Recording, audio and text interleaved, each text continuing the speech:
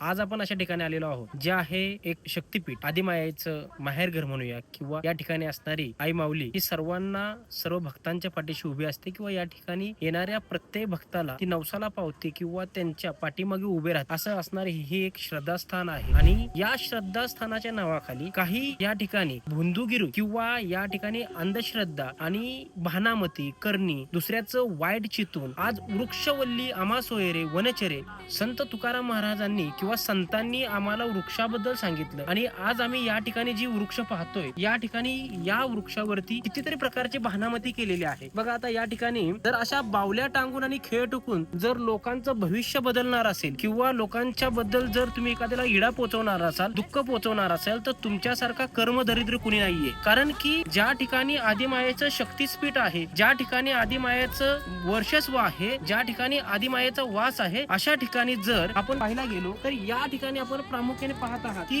या ठिकाणी पूर्णपणे अशा पद्धतीने पूर्ण भानामती केलेल्या आहे. कुणाच्या नावावरून चिठ्ठ्या बांधलेल्या आहेत, कुणाच्या नावाचे फोटो लावलेले आहेत. अशा प्रकारे एकमेकावरती जर करणी करून किंवा एखाद्यावरती बाधा करून जर दुसऱ्याचं आयुष्य उद्ध्वस्त करून जर आपला संसार सुखी होणार असेल तर निश्चित आपण चुकीच्या पावलांना चालत आहात आणि चुकीचं पाऊल टाकत आहात. जीवनामध्ये कर्म करत असताना, कार्य करत असताना स्वतःचा प्रपंच जितका आपल्याला महत्वाचा आहे तितकाच इतरांच्या आयुष्यामध्ये जर आम्ही सुख आणू शकत नसेल तर दुःख आणण्याचा अधिकार आम्हाला नाहीये. परंतु ज्याप्रमाणे आपण आता या ठिकाणी पुढे पाहतो, अनेक अशा प्रकारे वृक्षांची जी केलेली नासाडी आहे, ज्या प्रकारे या ठिकाणी पूर्णपणे आपल्याला अनेक प्रकारच्या कुणाच्या नावाचे चिठ्ठे लावलेले आहेत, कुणाच्या नावाचे फोटो लावलेले आहेत. तुम्ही तुमच्या सुखासाठी तुमच्या येणाऱ्या पिढीचं भविष्य बिघडत आहात. कारण की आजही आम्ही जर विज्ञानाचा विचार न करता अंधश्रद्धेच्या नावाखाली राहिलो तर आमचा स्वतःचा भौतिक विकास तर निश्चित होणार नाही, परंतु आमच्या समाजाचा देखील विकास होणार नाही. तुम्हाला निश्चित जीवनामध्ये पुढे जायचं आहे तर निश्चित जा, परंतु जात असताना एखाद्याच्या वाटेला किंवा एखाद्याच्या जीवनावरती तुम्ही काटे पेरून किंवा एखाद्याच्या जीवनावरती दुःख पेरून तुम्हाला पुढे जाण्याचा अधिकार नाहीये.